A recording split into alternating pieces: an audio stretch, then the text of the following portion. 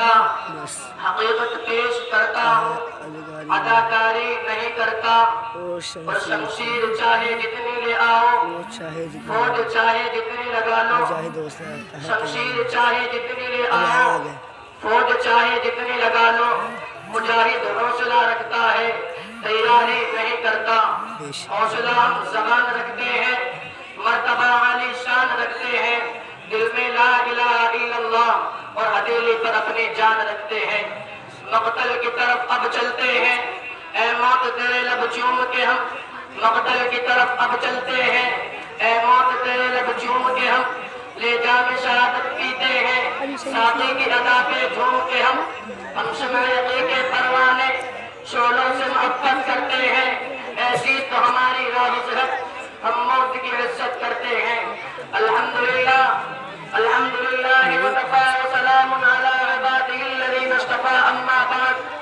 فاعوذ باللہ من الشیطان الرجیم، بسم اللہ الرحمن الرحیم، اذ تنصروا اللہ ينصركم ويثبت اقدامكم، وقال اللہ فی موضع آخر ولا تهنوا ولا تحزنوا وانتم الاعلون ان كنتم مؤمنین۔ جب گلستہ کو کی ضرورت پڑی، سب سے پہلے ہی گردن ہماری کٹی، اب کہتے ہیں ہم سے اہل چمن، یہ چمن ہے ہمارا تمہارا نہیں۔ ملت اسلامیہ کے پاسبانوں اور محترم سامعین کرام، آج میں آپ حضرات کے سامنے ہندوستان کے مسلمانوں پر ہونے والے سیاسی ظلم و ستم اور دین اسلام کو جڑ سے ختم کرنے کی ناپاک اور گھناؤنی سازش اور کوشش کے موضوع پر کچھ عرض کرنا چاہتا ہوں۔ امید ہے اور جناب فرمائیں گے، وہ ہندوستان جمہوریت کے بعد تو مسلمانوں نے اپنے خون جگر سے سینچا تھا، وہ ہندوستان جس کی آزادی کی خاطر غیر ناآشنا ساحل میں کود پڑے تھے اور موجوں سے کھیلتے ہوئے مجدار تک جا پہنچے تھے، بے پناہ قربانیوں کے ذریعے اس کو قربان چڑھایا تھا۔ آج اسی ہندوستان کے اندر مسلمانوں کو طرح طرح کی اذیتیں و تکالیف پہنچائی جا رہی ہے، مسلمانوں کے قلوب سے اسلام کی محبت کو ختم کرنے کی ناپاک اور گھناؤنی سازشیں ہو رہی ہے، اور اس میں کوئی شک و شبہ نہیں ہے کہ دنیا میں حق و باطل کا تصادم روز ازلی سے جاری ہے۔ ظالم و جابر، طاقتور و کمزور اور مظلوم کی کہانیاں بہت قدیم ہے، مرمرہ انسانیت پر کئی بار بجلیاں گری ہے، باغ آدم میں کئی آندھیاں آئی ہے، وحشت و بردری کتنے بارہا انسانیت کو گلوچا ہے اور حیوانیت کا ننگا ناچ کیا ہے، اور اس میں کوئی شک و شبہ نہیں ہے کہ ہم پر مصائب کے پہاڑ ٹوٹ رہے ہیں، ہم مظلوموں کے قصور کو اتفاق پرستوں نے ظلم و ستم کا نشانہ بنایا ہے، ہماری ماں بہنوں کی عزت و آبرو لوٹی جا رہی ہے۔ برادران ملت، جو تو ہندوستان میں کسی بھی دور میں مسلمانوں کو کوئی حامی نہیں تھا، لیکن جب سے اتفاق پرستوں نے ہندوستان کے اندر جنم لیا، اس وقت میں مسلمانوں کا لحظات چین سکون چل گیا، کیونکہ اتفاق پرستوں نے مذہب اسلام کو مٹانے کے لیے نہ جانے کیسی کیسی رچنائیں رچی، اور تو کہے کبھی وندے ماترم جیسی گندی اور ناپاک چیز کو نافذ کرنے کا حکم ہوتا ہے، جس کی وجہ سے مسلمانوں کی نیند حرام ہو گئی تھی۔ آج بھی بہت سارے اسکولوں میں یہ گیت گائے جاتے ہیں، جس گیت میں سراسر کفر بھرا ہوا ہے، جس گیت کو ایک بار پڑھنے سے انسان خارج اسلام ہو جاتا ہے، جس گیت کو ایک بار پڑھنے سے مسلمان نہیں رہتا۔ آج وہی گیت ہندوستان کے مدارس و مکاتب میں پڑھنے کے لیے بچوں کو مجبور کیا جا رہا ہے۔ آج ہندوستان کے مدارس و مکاتب کو ختم کرنے کی ناپاک اور گھناؤنی سازشیں ہو رہی ہے۔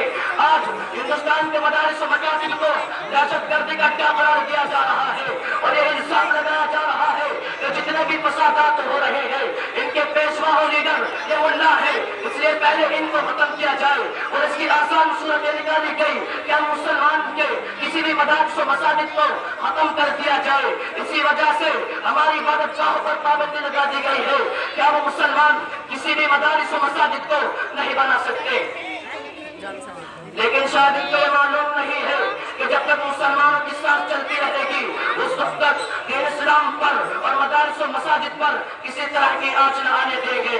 ہم تمہاری دھمکیوں سے خوف اٹھا سکتے نہیں، ہم تمہاری دھمکیوں سے خوف اٹھا سکتے نہیں، ظلم کے آگے ہم اپنا سر جھکا سکتے نہیں، اور ہے یہی تاریخ اپنی ہے یہی اپنا فلسفہ، اور ہے یہی تاریخ اپنی ہے یہی اپنا فلسفہ، ہم زمانے میں دبانے سے ابھرتے ہوتا۔ عزیزان گرامی، اگر وطن ہماری جان مانگے تو جان دیں گے، اگر وطن ہمارا مال مانگے تو مال دیں گے، اگر وطن ہماری اولاد مانگے تو اولاد دیں گے، اگر وطن ہمارا تن مندن مانگے تو سب کچھ دیں گے، لیکن یہ نہیں ہو سکتا کہ مسلمان نبی کا جاہ و جلال دے، یہ نہیں ہو سکتا مسلمان آخرت کو چھوڑ کر دنیا کو ترجیح دے۔ آپ حضرات کو وہ تاریخ یاد ہوگی کہ انگریزوں کی ظلم زیادتی جب حد سے آگے بڑھی اور انہوں نے اسلامی پلیٹ کو مسمار کر کے اس پر تقلیدی عقیدے کی بنیاد رکھنی چاہتی تھی، تو سب سے پہلے حضرت شاہ عبد العزیز صاحب علیہ الرحمہ میدان جہاد میں بے جھجک کود پڑے کہ جذبہ پیکرہ سے سرشار ہو کر ہندوستان کے دارالحرب ہونے کا فتویٰ دیا اور انگریزوں کے خلاف معاہدہ قائم کیا، اور اس بات کا ارادہ کر لیا تھا کہ غلامی کی زنجیر کے ٹکڑے ٹکڑے کر کے دم لیں گے، یہ سنگ گرا جو آئل ہے رستے سے ہٹا کے دم لیں گے، ہم پھول بھی ہے تلوار بھی ہے باطل کو مٹا کے دم لیں گے، جس کے نتیجے میں مسلمانوں کو مسائل و مشکلات کے کن دشوار گزار وادی اور گھاٹیوں میں گزرنا پڑا۔ وہ تاریخ ایک المناک بات ہے۔ کسی شاعر نے کہا کر سکتے تھے اگر جنگ میں اڑ جاتے تھے، کر سکتے تھے اگر جنگ میں اڑ جاتے تھے، اور شیروں کے بھی میدان سے بھر جاتے تھے، مجھ سے سرکش ہوا کوئی تو بگڑ جاتے تھے، اور کیا چیز ہے ہم سے اڑ جاتے تھے۔ عزیزان محترم، وہ ٹیپو سلطان ایک ہی ذات تھی جس نے کہہ کر کہ گیدڑ کی 100 برس کی زندگی سے شیر کے ایک دن کی زندگی بہتر ہے، لوگوں کی رگا متا میں آزادی کی لہر دوڑا دی تھی، اور خود بھی انگریزوں کے خلاف برسرے پیکار رہے، یہاں تک کہ میسور کی دھرتی پر خون کا رو قطرہ بھی آزادی کی خاطر بہا کر شہید ہو گئے۔ اگر یہ مسلم قائدین کا قافلہ غلام ہندوستان کے پرپیچ اور بھیانک جنگل میں آزادی کی شاہراہ بنانے کی غرض سے سرگرم سپنا ہوتا تو یہ تنگ نظر احسان قیام و سرکار جو ہم سے وفاداری کی صورت مانتے ہیں، ان غداروں سے میں کہتا ہوں اگر ہم غدار ہیں تو پابند وفا تم بھی نہیں، اگر ہم غدار ہیں تو پابند وفا تم بھی نہیں، اپنی کثرت پہ نہ اتراؤ خدا تم بھی نہیں۔ عزیزان محترم، یہ فرقہ پرست اس میں تو کبھی آزاد نہیں کرا سکتے تھے۔ آپ مجھے بتائیے کیا مسلمانوں نے جنگ آزادی سے لڑی تھی کہ وہ صاحب اقتدار ہو جائے؟ کیا مسلمانوں نے اپنا خون اس لیے بہایا تھا کہ حکومت کرے؟ کیا مسلمانوں نے اپنے جسم پر زخم سے کھائے تھے کہ حاکم بنے؟ نہیں، ہرگز نہیں، بلکہ اسلام کو برقرار رکھنے کے لیے، دین کو برقرار رکھنے کے لیے، ایمان کو برقرار رکھنے کے لیے، قاعدہ انسانیت کو برقرار رکھنے کے لیے، ہندوستانیوں کو غلامی کی زنجیروں سے آزاد کرانے کے لیے، ہندوستانیوں کو غلامی کی زنجیروں سے آزاد کرانے کے لیے، ہندوستان کے اندر امن و صلح قائم کرنے کے لیے، لیکن آج پھر حکومت فرقہ پرست انگریزوں کی طرح ہمارے دین پر حملہ کرنا چاہتی ہے۔ یاد رکھیے اگر یہی حال رہا تو ان فرقہ پرستوں کا بھی یہی حال ہوتا جو کہ انگریزوں کا ہوا تھا۔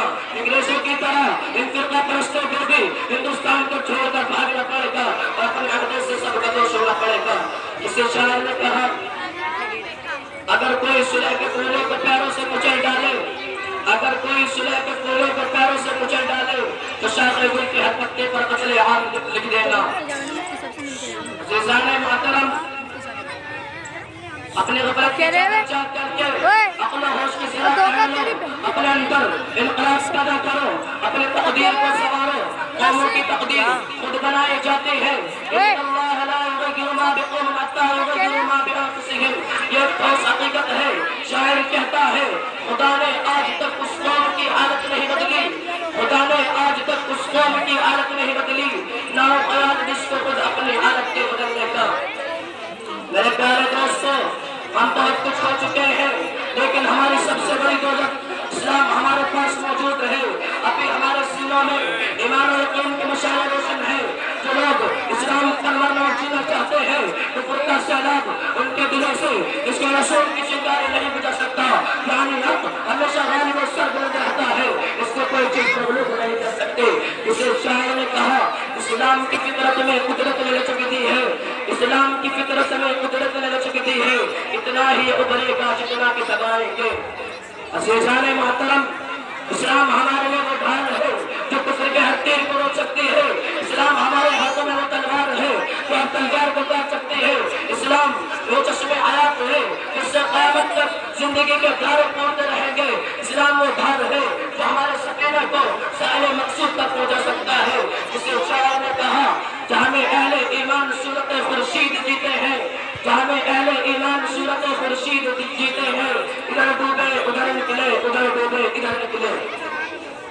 امت مسلمہ کے گھرتے دلوں, آج تمہاری سطح روح کے امتحان کا وقت آ چکا ہے.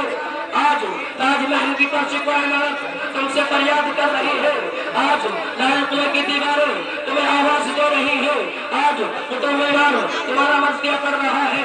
اے امت مسلمہ کے دھڑکتے دلوں, اے خالد بن ولید کے فرزندوں, اے محمد بن قاسم کے پیروکاروں, اے صلاح الدین ایوبی کے ہمنشینوں, اے محمود غزنوی کے مقتدیوں, تم بیدار ہو جاؤ اور اپنے اندر انقلاب پیدا کرو, اپنی تقدیر کو سنوارو. اس لیے کہ آج دشمنان اسلام نے تمہارے خلاف کمر کسی ہے. آج اغیاروں نے ہندوستان کو تمہیں ختم کرنے کی کوششیں شروع کر دی ہے. آج مشرکین نے تمہارے خلاف خفیہ طور پر فوجیں تیار کی ہے. میرے پیارے دوستوں, اگر اب بھی بیدار نہیں ہوئے اور اپنے بچاؤ کا سامان مہیا نہیں کیا تو یاد رکھیے بوسنیا کے مسلمانوں کی طرح دلیل و خوار ہو جاؤ گے. بوسنیا کے مسلمانوں کی طرح گاجر موڑے کی طرح کرتے جاؤ گے اور آپ لوگوں کا کوئی فرصہ نحال نہیں ہوگا.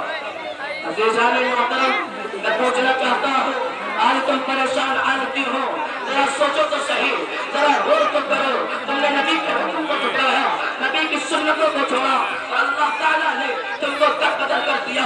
آج دشمن تم پر مسلط ہو گئے, تم سے تمہارا حق چھین لیا گیا. دیکھو, غور سے دیکھو, ایک طرف گجرات کے مسلمانوں کا خون ہوتا ہے تو دوسری طرف احمد آباد کے مسلمانوں کے خون سے ہولی کھیلی جاتی ہے. آخر ایسا کیوں ہو رہا ہے؟ کہ اس میں حکومت کی سازش نہیں ہے, کہ اس میں حکومت کا حق نہیں ہے. میں کہتا ہوں اس میں حکومت کا 100% حق ہے. اس لیے کہ حکومت کے قبضے میں فورس اور پولیس ہے. وہ چاہتے تو فوراً روک سکتے تھے, صرف ان کو آرڈر کرنے کی دیر تھی, لیکن حکومت خاموش بیٹھی ہوئی تھی. بلکہ حکومت کی زبردست سازش ہے. اگر آج کوئی مسلمان کسی ہندو کے خلاف آواز اٹھاتا ہے یا اسلام کے فریضے کو انجام دیتا ہے, اگر آج کوئی مسلمان جہاد کی نیت کرتا ہے یا ماں بہنوں کے دوپٹے کی حفاظت کے لیے اپنا خون بہاتا ہے تو اسے بدنام کیا جاتا ہے, اس کے راستے کو بند کیا جاتا ہے اور اسے دہشت گرد قرار دیا جاتا ہے. اسلام کے نوجوانوں, وہی متعصب ایوان گفتار بھاجپا, وہ غیر منوازی جوشی اور مروارتی اگر آج کوئی مسلمان جواب دیتا ہے تو اسے دہشت گرد قرار دے کر قتل کرنے کی سازش کی جاتی ہے. مسلمانوں, میں کہتا ہوں کہ تم درگاہوں پر کرنے والے کتوں سے, اگر تم دشمنان اسلام سے اگر خدا کا حکم ماننا دہشت گردی ہے تو ہم دہشت گرد ہی صحیح. اگر نبی کے فرمان کے مطابق زندگی گزارنے کا نام دہشت گردی ہے تو ہم دہشت گرد ہی صحیح. ہاں, مجھے کہنے لے دیجیے, اگر عمر کی عدالت کا نام دہشت گردی ہے تو ہم دہشت گرد ہی صحیح. اگر عمر کی عدالت کا نام دہشت گردی ہے تو ہم دہشت گرد ہی صحیح. اگر عثمان کی سخاوت کا نام دہشت گردی ہے تو ہم دہشت گرد ہی صحیح. اگر علی کی شجاعت کا نام دہشت گردی ہے تو ہم دہشت گرد ہی صحیح. نماز پڑھنا دہشت گردی ہے تو ہم دہشت گرد ہی صحیح. قرآن پڑھنا دہشت گردی ہے تو ہم دہشت گرد ہی صحیح. اگر جبہ قبہ پہننے کا نام دہشت گردی ہے تو ہم دہشت گرد ہی صحیح. اگر پائے رکھنا دہشت گردی ہے تو ہم دہشت گرد ہی صحیح. اگر بہو بیٹوں کی دوپٹے کی حفاظت کے لیے خون بہانا دہشت گردی ہے تو ہم دہشت گرد ہی صحیح. مسلمانوں, کہہ دو دشمنان اسلام سے, کہہ دو ان اسلام کے خلاف پہنچنے والے کتوں سے, اگر تم اسی کو دہشت گردی کہتے ہو تو جاؤ, ہم بھی بہت سے کہتے ہیں ہم دہشت گرد تھے, ہم دہشت گرد ہیں, ہم دہشت گرد ہی رہیں گے. لیکن مسلمانوں, آج تمہیں کیا ہو گیا ہے؟ تمہیں کس چیز کا خوف رہ رہا ہے؟ تمہاری بھائی کو کس نے لوٹ لیا؟ آج تم اپنی فاتحانہ کاری کو کیسے بھول رہے ہو؟ پھر اسلام لٹا جا رہا ہے, تمہیں نیند کیسے آ رہی ہے؟ کیا تم اپنی کتابوں میں حضرت ابو بکر کی بے چینی اور چوکاری کو بار بار نہیں پڑھ رہے ہو؟ کیا حضرت عمر کی دینی وفاداری تمہارے سامنے نہیں ہے؟ میرے پیارے دوستوں, تلاشی کے میدان میں جب اللہ تعالیٰ پوچھے تھے بتا ظالم کس دین کی خاطر میرے نابل حسین کو میدان کربلا کی چلچلاتی چوک میں شہید کر دیا گیا، جس دین کی خاطر حضرت ابوبکر کے گلے میں چادر ڈال کر شاید کعبہ میں گھسیٹا گیا، جس دین کی خاطر حضرت عمر نے کعبہ کشی کر کے کعبے پر رات گزاری، جس دین کی خاطر حضرت عثمان کو محرم کے اندر قتل کر کے وہ پیاس سے خارجوں نے شہید کر ڈالا، جس دین کی خاطر حضرت علی پوری زندگی غیرت سے جنگ کرتے رہے، جس دین کی خاطر حضرت خطاب کو مارا گیا، جس دین کی خاطر حضرت بلال حبشی کو آگے کے ہزاروں کو لٹایا گیا، جس دین کی خاطر حضرت حمزہ کو میدان کارسال میں شہید کر دیا گیا، جس دین کی خاطر بی بی سمیہ کے نازک حصے پر جامع مار کر شہید کر دیا گیا، جس دین کی خاطر 70 جانبدار صحابہ کرام نے رسوا ہدایت میں اپنی جان قربان کر دی، جس دین کی خاطر ہمارے پیارے حبیب صلی اللہ علیہ وسلم کو ہمارے پیارے حبیب صلی اللہ علیہ وسلم کو وطن عزیز شہر مکہ سے نکلنے پر مجبور کیا گیا، اور اللہ کے رسول صلی اللہ علیہ وسلم نے اپنی پوری زندگی امت کی فکر اور بے چینی اور بے قراری میں گزار دی۔ بتاؤ ظالموں تم نے اس دین کی کیا خدمت کی؟ میرے دوستوں اس وقت ہمارے پاس کیا جواب ہوگا؟ عزیزان محترم، اگر ماضی کی طرح اپنے عالم مستقبل کو روشن و کامیاب بنانا چاہتے ہیں تو قرآن سے وابستہ ہونا ہوگا، اسے سینے سے لگانا ہوگا، اس کی تعلیمات پر عمل کرنا ہوگا۔ اگر ہم چاہتے ہیں کہ دعا موت کے ساتھ ہماری دنیا بھی سمجھ جائے تو اس کی تعلیمات پر عمل کرنا ہوگا۔ خدا نخواستہ آج ہم نے اپنے بچوں کو جو پیسوں کے لالچ میں دین سے دور رکھا اور ہماری نسل اخروی نعمتوں کے بچائے دنیا میں ڈگریوں پر رہی، تو یاد رکھیے خدا کے یہاں جواب دینا ہوگا۔ انہی چند باتوں پر میں اپنی تقریر ختم کرنا چاہتا ہوں۔ آمین وآخر دعوانا الحمدللہ رب العالمین۔